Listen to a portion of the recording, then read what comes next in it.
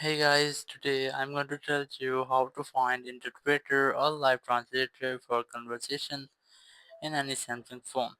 If you are using any Samsung phone and you want to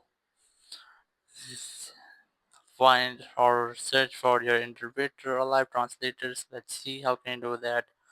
You just have to install a third party app because your phone haven't any feature for that. Just open your Play Store, go for search, and here you just have to search for Google Translate and just install this app. Once you have installed, now you can easily use it during or while you're doing any chat.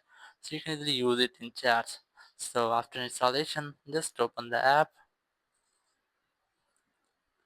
and here this is your language and this is your target language. Just tap on this microphone option, then select I using the app.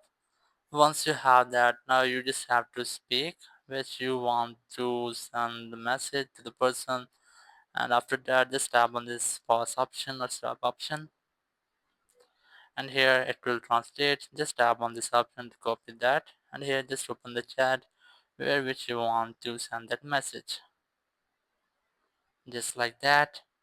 So that's how you can easily use live translator for conversation in any Samsung phone.